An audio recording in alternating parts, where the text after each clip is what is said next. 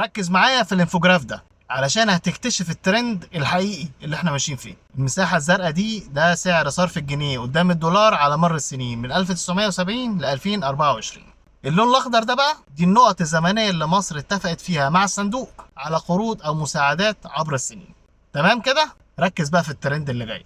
من 79 ل 88 الارتفاعات كانت حاجة بسيطة، بس بداية من التسعينات وانهيارات الجنيه قدام الدولار كانت ملحوظة. خد عندك سنة 1991 الارتفاع عدى 80%. 92 سعر الصرف زاد 100% من جنيه ونص ل 3 جنيه تقريبا. من 93 بقى لحد سنة 2000 كان عندنا هدنة. بداية من سنة 2000 والزيادات على ودنه يا جدعان.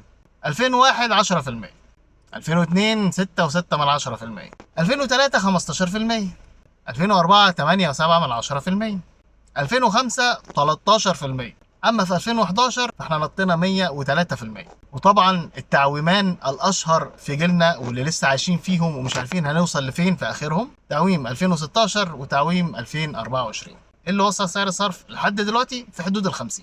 انا مش جاي انظر عليك، انا جاي اوريك حاجه تانية مهمه. لاحظ المساعدات بتاعه الصندوق قبل وبعد كل تعويم من التعويمات اللي عملناها عبر السنين من سنه 79. كل دي مساعدات وكل دي تعويمات، ومع ذلك الترند لسه طالع والوضع الاقتصادي زي ما حضراتكم شايفين. سؤالي بقى، هل احنا ماشيين غلط ولا الصندوق اللي الوصفة بتاعته هي اللي غلط، ولا هو فيه ايه بالظبط؟